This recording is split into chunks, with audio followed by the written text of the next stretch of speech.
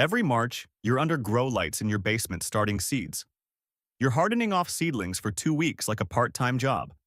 You're watching weather forecasts, terrified a late frost kills everything you've nursed for 6 weeks. You're spending weekends on your knees fighting a system that demands constant intervention for a few months of food before it dies, and you start over. That cycle isn't gardening. It's renting your food from your own labor. This is not lazy gardening. This is systems gardening. It's the difference between being a maintenance technician for high-input annuals and being a designer of self-regulating ecosystems. And it starts with understanding what plant and forget actually means. It does not mean neglect. It means you install crops that handle their own fertility, water retention, pest management, and propagation through intelligent design, not human intervention. You are not abandoning them. You are selecting plants whose biology does the work your labor used to do. Think about it. The 10-crop framework breaks into 3 categories. First, perennials you plant once and harvest for decades. Asparagus, sorrel, walking onions, good King Henry. These establish root systems that survive winter, return stronger every spring, and require 0 replanting. Second, self-seeders that drop seeds, germinate themselves, and create endless succession without your involvement. Arugula, lettuce, dill, calendula. You plant them once in March, they manage their own population forever. Third, dual-purpose crops that feed you while simultaneously building soil and confusing pests. Jerusalem artichoke, perennial kale, radishes that chop and drop into living mulch. This is the system hidden in plain sight. These are not exotic specialty crops. These are plants that fed people for centuries before the agricultural industry convinced you that food only comes from annual seeds you buy every spring. Your great-grandparents did not have grow lights. They did not buy seed packets every March. They planted systems that returned year after year because they understood one principle. Biology that self-regulates beats labor that repeats. But here's where most people fail. They hear plant and forget, and they plant the wrong varieties. They buy annual arugula when perennial arugula exists. They plant F1 hybrid onions when Egyptian walking onions propagate themselves forever. They choose the seed rack labeled spring planting instead of asking for perennial and self-seeding cultivars that garden centers keep in the back because they do not generate repeat customers. That is mistake number 1. Planting annual versions of crops that have perennial and self-seeding alternatives. You are buying into planned obsolescence when biological permanence is available. Mistake number 2 is planting in rows. Single-file lines of one crop, isolated and vulnerable. That is not how ecosystems work. That is how factory farms work, and it is why your garden requires constant pest management and fertilizer inputs. The intelligent approach is polyculture clusters, asparagus with radishes at the base, sorrel next to Jerusalem artichoke, walking onions bordering perennial kale. Each plant serves a function. The radishes break soil crust, then die back as mulch. The Jerusalem artichokes provide shade and wind protection. The walking onions confuse pests with allium scent. You are not planting crops. You are assembling relationships. Mistake number 3 is timing, and this is where most people destroy the entire system before it starts. They wait for warm spring days. They wait until the garden center opens in April. They buy container-grown plants and stick them in 65-degree soil, skipping the entire biological process that creates resilient root systems. That is wrong. Here's what most people miss. March is not just a planting month. It is a biological window that triggers germination cycles container plants will never access. When you direct sow seeds into 40 to 50-degree soil in early March, you activate cold stratification. The seed experiences freeze-thaw cycles, breaks dormancy naturally, and builds a root system adapted to your exact soil conditions. When you buy a transplant in May and stick it in warm soil, you are skipping that entire hardening process. The plant is soft, dependent, and will spend the whole season recovering from transplant shock instead of producing food. This is law number 1, and it is non-negotiable. You must direct sow these 10 crops in March when your soil temperature is between 40 and 50 degrees Fahrenheit. This is not a suggestion. This is the biological trigger that separates crops establishing permanent root systems from crops that struggle and fail by July. A perennial planted in March will have 8 weeks of cold soil root development before heat arrives.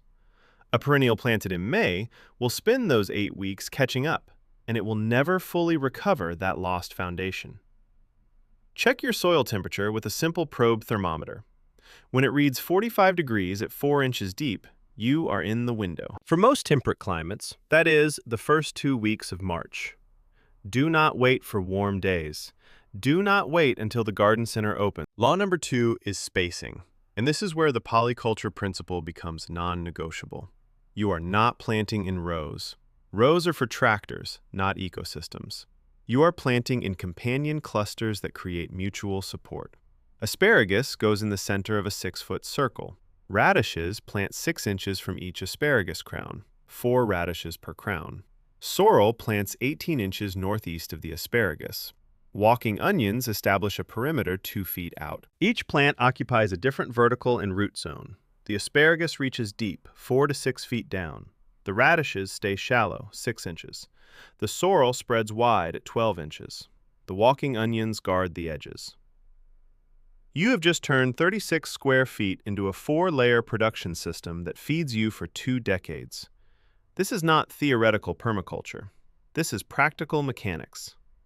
The radishes germinate in 5 days, break compacted soil around asparagus crowns, mature in 30 days, then bolt and drop seeds for next spring, while their leaves chop and drop into mulch that feeds the asparagus. You did not mulch. The radishes mulched themselves. The walking onions release sulfur compounds that confuse asparagus beetles. You did not spray. The onions defended the system. The sorrel's deep taproot pulls calcium and magnesium from below the asparagus root zone and deposits it in leaf litter when it dies back in winter. You did not fertilize. The sorrel built your soil fertility as a byproduct of its own growth. Law number 3 is variety selection, and this is where most people get sold the wrong plants. When you walk into a garden center in April and ask for asparagus, they hand you container-grown annual varieties bred for fast production and short lifespan. When you ask for onions, they give you bulbs that grow once and die. When you ask for arugula, they sell you packets labeled fast-growing salad green that bolt in 6 weeks and disappear forever. That is not what you are building. Here's the reality. You are building a perennial and self-seeding system, and that requires perennial and self-seeding varieties. For asparagus, you want bare root crowns of Jersey Night or Purple Passion, varieties bred for cold hardiness and 20-plus year production. For onions, you want Egyptian walking onions or potato onions, perennial alliums that propagate through top bulblets and underground division. For arugula, you want wild arugula or sylvetta, the perennial strain that survives winter and reseeds indefinitely. You will not find these at big box garden centers. You will find them at specialized heirloom nurseries, seed saver exchanges, or through a 10-second internet search for perennial vegetable suppliers. Do not settle for annual substitutes. The biology is completely different. Now, let's talk about constraints, because this is where people make excuses instead of adaptations. You have an HOA that bans vegetable gardens. Fine. Asparagus looks like ornamental fern. Sorrel looks like decorative ground cover. Walking onions look like chives. Plant them in front yard landscape beds and call them perennials, because that is exactly what they are. You have a small yard, only 100 square feet of growing space. Fine. 3 crops in a 4x4 bed produce $300 worth of food per year for 15 years. That is a $4,500 return on an $80 investment. You are renting and cannot commit to in-ground planting. Fine. Sorrel, walking onions, and perennial kale thrive in 5-gallon buckets. Take them with you when you move. There are no space excuses. There are only design failures. If you have 10 square feet, you can install a perennial food system. The question is whether you are willing to think in layers instead of rows, in relationships instead of isolation, in decades instead of seasons. Week 1 of March, you will plant 4 crops. First, asparagus crowns. You will dig a trench 8 inches deep and 12 inches wide. You will build a 4-inch mound of soil in the center of the trench. You will soak your bare root asparagus crowns in water for 2 hours before planting. These crowns will look like dead spider roots, brown and lifeless. This is the moment of doubt. This is where most people panic and think they bought dead plants. I know that feeling. The first time I held bare root asparagus, I was convinced the nursery had scammed me. But trust the system. These roots are not dead. They are dormant, and they are about to wake up in cold soil that forces them to build resilience before they build foliage. You will spread the roots over the soil mound, making sure the crown sits 3 inches below final soil level. You will backfill with topsoil you removed, firming gently. You will water with a full 3 gallons per crown. You will not mulch yet. You will plant radish seeds 6 inches from each crown, 4 seeds per crown, half an inch deep. The radishes will germinate in 5 days. The asparagus will do nothing visible for 3 weeks. Do not panic. Below ground, the root system is exploding. Second, sorrel seeds. Direct sow in clusters of 3 seeds every 18 inches, 1/4 inch deep. Sorrel is bulletproof. It germinates in 7 days, tolerates partial shade, and grows in soil so poor nothing else survives. It tastes like lemony spinach. You will harvest leaves in 8 weeks. It will reseed itself every fall and return bigger every spring for 10 years minimum. Third, walking onion bulbs. These are not seeds. These are small bulbs or top bulblets you plant 2 inches deep, 8 inches apart, around the perimeter of your asparagus circle. They will send up green shoots in 10 days. You will harvest those greens like scallions in 6 weeks. In late summer, they will grow a flower stalk, but instead of flowers, they produce clusters of tiny bulblets at the top. The weight of these bulblets bends the stalk to the ground, and the bulblets root where they touch soil. That is how they walk. That is how they propagate themselves forever without your involvement. You plant them once, they manage their own population for life. Fourth, perennial arugula seeds. Scatter them in the gaps, 1/4 inch deep, no specific spacing required. They will germinate in 5 to 7 days. You will harvest leaves in 6 weeks. They will bolt by July, drop seeds, and those seeds will germinate in September and survive winter as small rosettes that explode into production next March. You are not replanting arugula. You are installing a self-seeding cycle that runs on autopilot. Week 2 and 3 of March, you will plant 3 more crops. First, Jerusalem artichoke tubers. These look like knobby ginger root chunks, tan and irregular. You will plant them 4 inches deep, 3 feet apart. They will do nothing visible for 6 weeks. This is the second moment of doubt. Trust it. By June, they will be 6 feet tall, providing vertical structure and wind protection for everything below them. By October, you will dig tubers from the base, and each plant will have produced 5 to 10 pounds of food. Second, self-seeding lettuce. Choose loose-leaf varieties like oak leaf or red sails. Direct sow in a 2-foot wide band, scattering seeds lightly, pressing them into soil surface without covering them. Lettuce needs light to germinate. Water gently. It will sprout in 4 to 7 days. You will harvest outer leaves in 5 weeks. When it bolts in late June, let it. The flower stalks will drop thousands of seeds that germinate in fall and survive winter as baby plants. Third, calendula seeds for pest management. This is not food, but it is essential to the system. Calendula attracts aphids away from food crops and hosts beneficial insects that eat those aphids. It reseeds aggressively. Plant it on bed borders, 1/4 inch deep, 12 inches apart. It will bloom in 8 weeks. Week 4 of March, you will plant the final 3 crops. First, Good King Henry seeds. This is perennial spinach that survives Zone 3 winters and produces edible leaves for 15 years minimum. Direct sow seeds half an inch deep, 12 inches apart. It germinates in 10 to 14 days. You will harvest leaves in 10 weeks. It will go dormant in winter and return in early spring before anything else is growing. It is the first green food of the year. You will never plant spinach again. Second, perennial kale. This is not the annual kale that bolts and dies. This is Dobbinton's kale, or Taunton Dean, varieties that grow as sprawling shrubs and survive 5 to 7 years.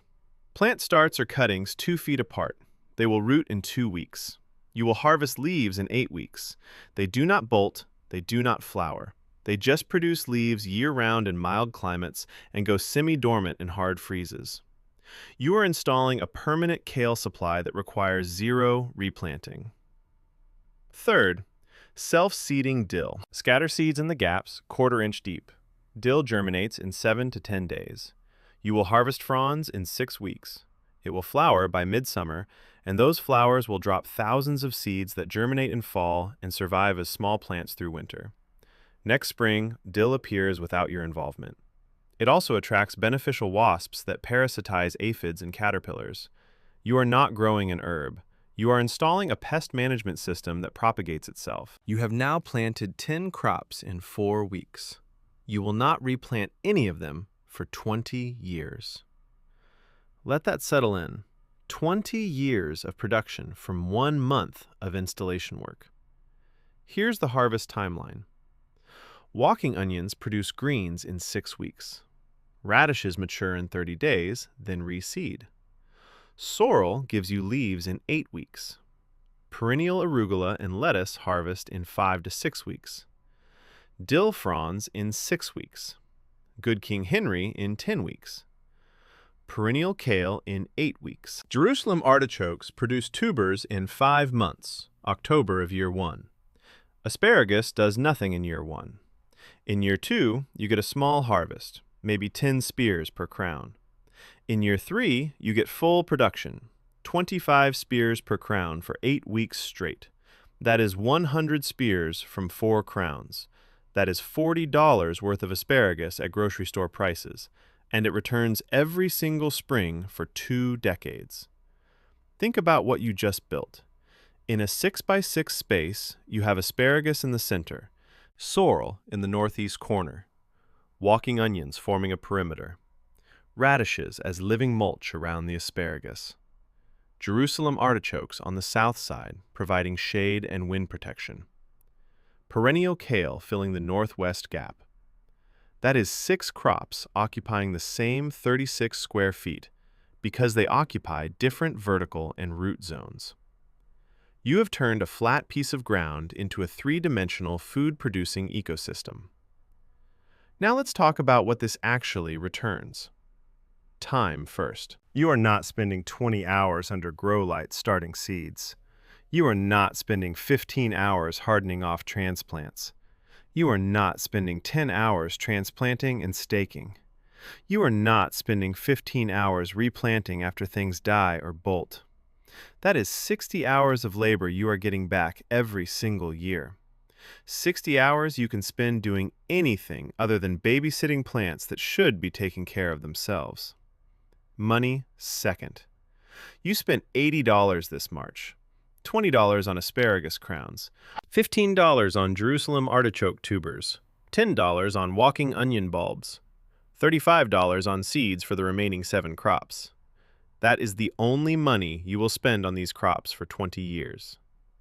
In year 1, you harvest $200 worth of greens, herbs, and tubers. In year 3, when asparagus reaches full production, you harvest $400 worth of food. In year 5, when Jerusalem artichokes have spread and perennials have matured, you harvest $900 worth of organic produce every single year. That is an 1,125% return on your initial investment, and it compounds annually for 2 decades. But here's the reality. The real return is not measured in dollars. It is measured in the mornings you walk outside in April and cut asparagus spears that appeared overnight. It is measured in the salads you make in June from arugula and lettuce that planted themselves. It is measured in the 10-pound bag of Jerusalem artichokes you pull from the ground in October that you did not water, weed, or fertilize. It is measured in the walking onions that multiplied from 12 bulbs to 200 without you doing anything. It is measured in the perennial kale you harvest in February when nothing else is growing. It is measured in the knowledge that you have stopped renting your food supply from the seed industry and started owning a self-renewing system. Now let's address climate. You are in Zone 4 with brutal winters. Fine. Choose Jersey night asparagus and add more walking onions. Both survive minus 30 degrees. You are in Zone 9 with mild winters. Fine. Add perennial sweet potato and reduce the Jerusalem artichokes. The principle does not change. Self-regulating crops exist in every climate zone from 3 to 10. Your zone does not determine whether you can do this. It only determines which varieties you select. Do not let climate be an excuse for inaction. This is not about weather. This is about design. You are not a gardener anymore. You are a designer of self-renewing ecosystems. You are not planting food. You are installing biological infrastructure that produces food as a passive output of intelligent design. You are not managing a garden. You are assembling relationships between plants, soil, water, and insects that manage themselves. You have stopped being a consumer of seed catalogs and started being an architect of permanent food security. Plant these 10 crops this March. In 2 years, come back and tell others what you are harvesting while they are still starting seeds under lights. In 5 years, you will not remember what it felt like to spend every spring as a maintenance technician for high-input annuals. You will be walking through a system that feeds you with almost zero work, and you will wonder why you ever did it any other way.